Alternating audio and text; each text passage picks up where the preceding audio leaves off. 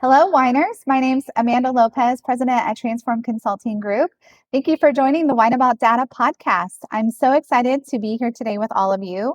We have a special new guest with us today. Ms. Joni, please introduce yourself.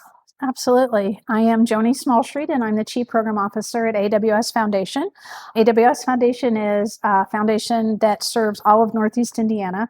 The goal of our foundation is to build inclusive communities through education, employment, transportation, housing, basically anything that we all want to do every day. How do we make it more accessible and universally designed for people with disabilities? So that's what I do currently. Prior to coming to AWS, I've been there actually just finishing my 7th year, which hard to believe. I started as a special education teacher many moons ago. So I was a teacher. I was a special education administrator in actually Wabash County for many years. I also was a college professor for about 8 years. And then prior to coming to the foundation, I worked for a state agency out of IU, the Indiana Institute on Disability and Community. So the bulk of my professional career has been around disability. I love that. Well, you bring such a wealth of knowledge as both that practitioner, even like researcher, trainer, and now on the foundation side. And I know that the nonprofits that you support and work with really appreciate that lens that you bring. I hope so. Yes, absolutely. Well, I'm so excited that you're here today, Joni. But before we get into the topic of today, let's talk about what are we drinking today? I'm shamelessly going to say Diet Coke. Yes. So I unfortunately wake up with a little caffeine in my veins in the morning. So hey, we all have our vice. That is Obviously, mine. It's the Wine About Data podcast. Most often we're drinking a wine of choice, but we always say to fill up your cup with whatever your favorite drink is.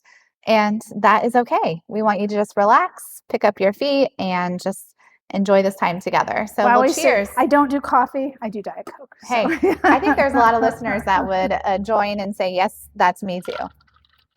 Well, Joni, today, what I thought would be great, you have so much knowledge to share with organizations, but one of the things I wanted you to talk a little bit more about is how can nonprofits partner with foundations? A lot of times nonprofits can be intimidated by wanting to work with foundations. And then, digging a little bit deeper into that, what is the role that data can play in helping nonprofits partner with foundations? It's a great question. And I think one that we need to be more open about. I always say we need to give our partners, our grantees, the answers to the test. So I think that's important. So I think to work with foundations, the first thing that nonprofits need to do is just look to see what their mission alignment is. We have a very focused mission. Yes. So before people come and spend a lot of time and energy on writing an application, we want them to talk to us, take kind of a deep dive into what is it that they do and what in their mission, their strategic planning either already aligns with what we do, or if not now, maybe not yet. So what we do in AWS Foundation is we want people to always be looking at how to become more inclusive and accessible. So even if you haven't already done something, that doesn't mean we wouldn't be a fit. It's just maybe not yet. You need to work towards that. So I think first, nonprofits just need to do a deep dive into the foundations they're going to apply to. Look at what the criteria are. Yep, that's great. And, really, because every foundation is unique. What they're, like you said, you have a very specific focus area and also a geographic area of reach too. And so really figuring out, where is that alignment between your nonprofit's mission and then the foundation's mission and focus and purpose area. And most foundations have that information on their website. And you can even also too, look at a foundation's funding history. And so what are some types of organizations that they've been funding to see where that might be a good fit. So let's say we've done our due diligence as a nonprofit. We looked at a foundation. We think, I see mission alignment. We're focused on, if we're to use AWS, for example, inclusivity and really helping to better serve our families and the community. What would be that next step then to build that relationship with the foundation? Always make a call. I mean, and I shouldn't speak for every foundation, but for us, we want to talk to you. The more we know about you, the more we can get down and visit and see what you do, the more we can understand who you are. So I think that's a big one. But if we want to talk about being data informed, I think then it really is looking at what have your outcomes been? What does your data show? There's a difference between We want to serve everyone. So we want to build some infrastructure to make that happen. And if we add this, we could get a grant. So there's a difference in that. So we tell people to look in what is disability even mentioned on your website? Yeah. Is anything about inclusivity? Is there anything in your mission statement or your personal guidelines, your organizational guidelines that talk about including everyone? Right. So I think looking at that, data is important, but you may not always have it up front. Yet. So what data do you have? What do you know about what you do? You know that if you have added this to a program that you have, that you increased attendance, which is an output, but you increased attendance of people who came. Right. Okay, why was that? Yeah. So I think it's starting to kind of wrap your head around what outcomes you're already measuring, and do any of them align with the mission of the foundations that you're applying to? Yeah, I love that. I think too, another in this like early phase could also be looking at the need. Yep. A lot of times, sometimes maybe a nonprofit might start to see an emerging need. Maybe there's new families coming to their programming and they might have special needs, other issues, and that nonprofit's not equipped to serve them. That would be a good, story or something to tell to a foundation of, we see this new emerging area, and there may not be the data to back it up yet.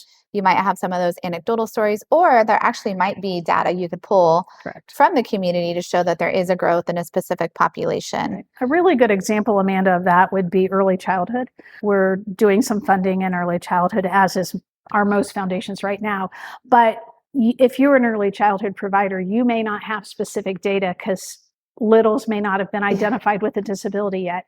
However, there's a lot of data that talks about intervention and that talks about quality early child care, and that leads to fewer academic, social, behavioral, emotional problems when I enter school. So sometimes it's not even what's exists right here. It's the before and afters that you're trying to also impact. So I think getting a picture on the data in your field. I love that. Yeah. And I think too, the other, piece that you kind of alluded to is like, we can bring in research. Absolutely. So it doesn't just have to be your own agency's data or the community data. There could be new research that shows if you do this to support this need or this population, we could improve outcomes, have greater impact. So I think staying current and staying fluent, is really helpful and a great way to do that.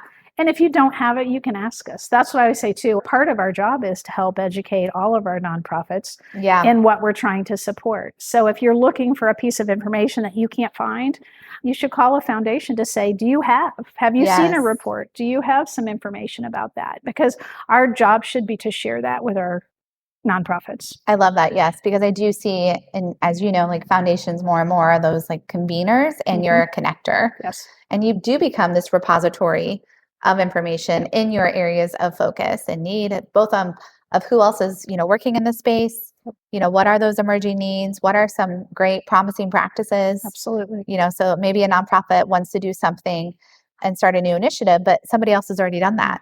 So you can connect them, share those resources, share that wisdom. Right.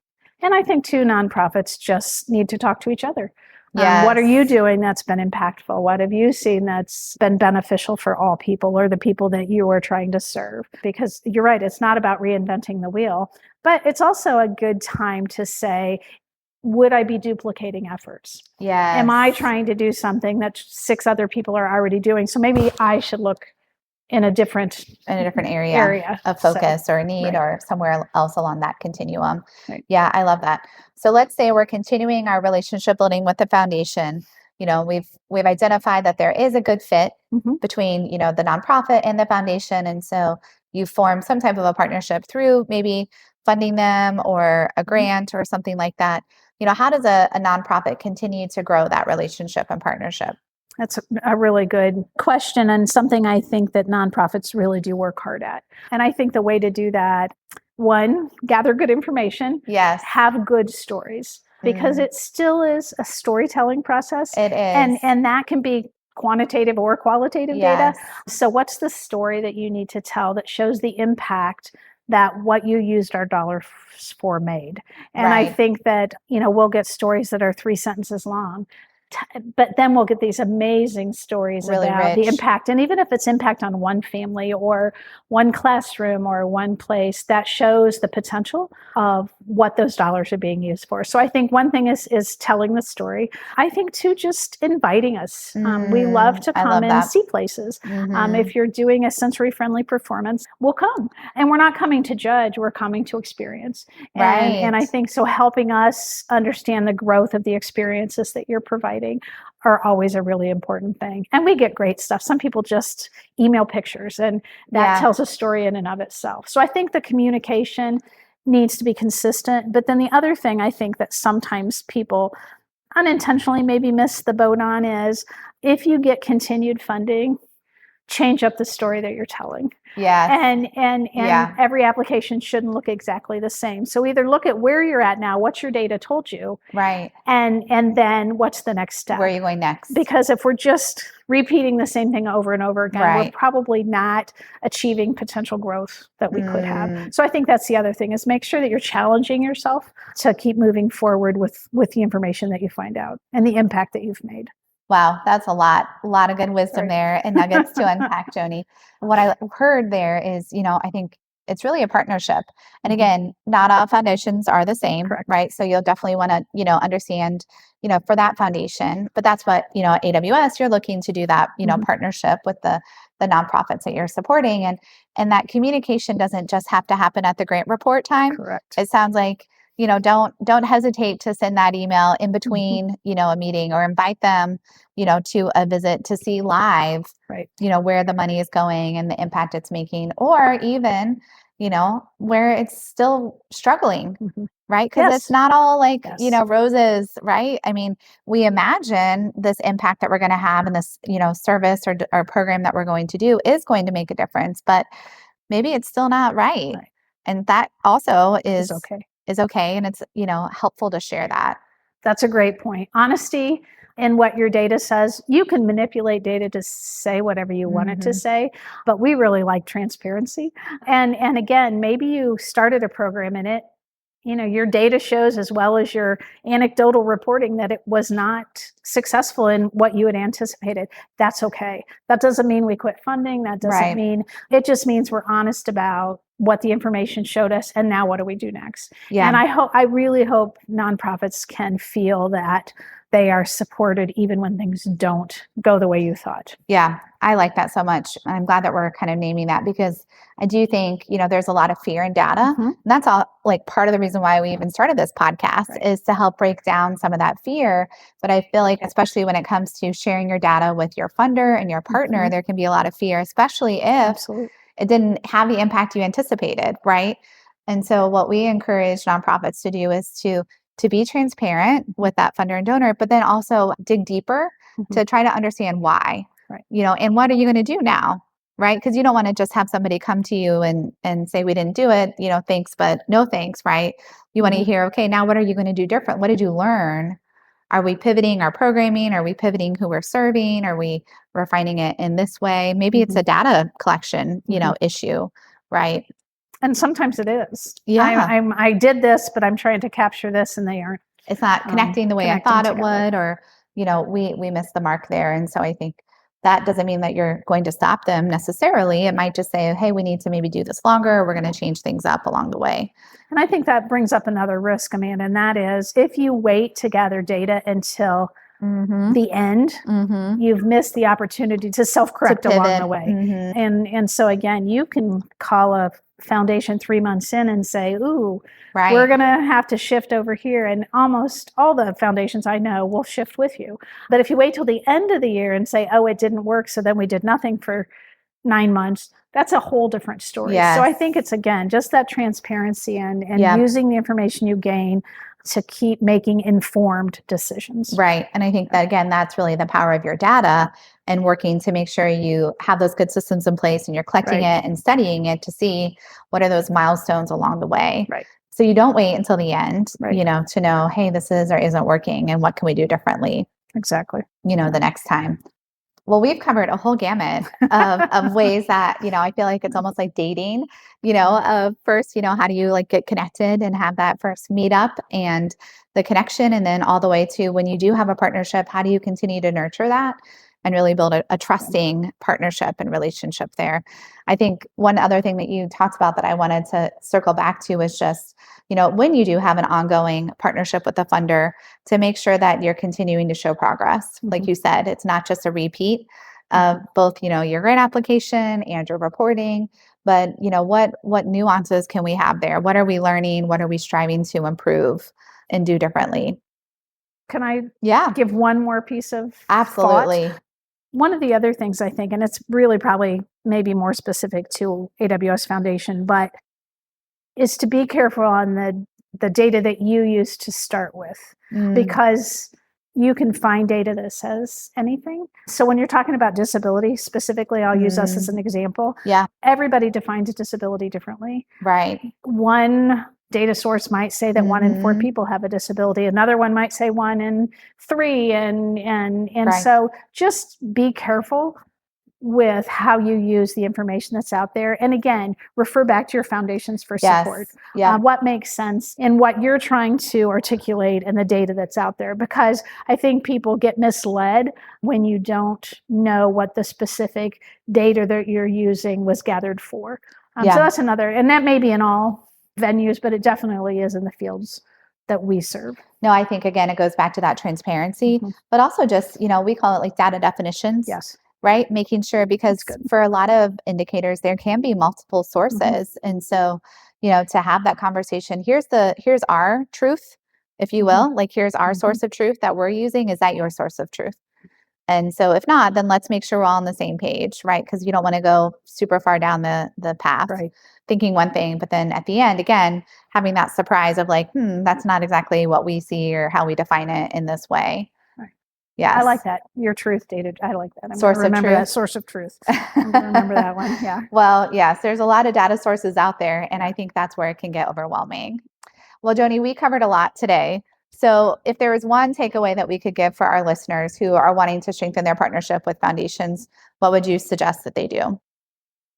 Be informed about what you do and who it is you're applying to. Yep. Try to make a fit. Right. And then the other one, I think, is just ask.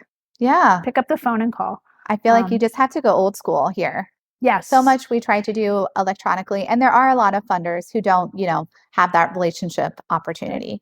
But if there's a phone number, pick up a phone call and introduce yourself. I agree. Absolutely. I love that. And don't be afraid. I mean, we will help you work through the data glitches and the data concerns. I think sometimes fear stops people from applying too. Right. Being transparent, I feel like to me is a big takeaway from our conversation today. Yep. And again, like let go of that fear and saying, here's where we're at and here's where we want to go. Well, thank you, Joni, so much for joining me today. It's been such a treat. I feel like you just have so much wisdom and you truly do care about the community. Obviously, you've been working in this sector for such a long time. So I know I've enjoyed getting to know you and working with you as well.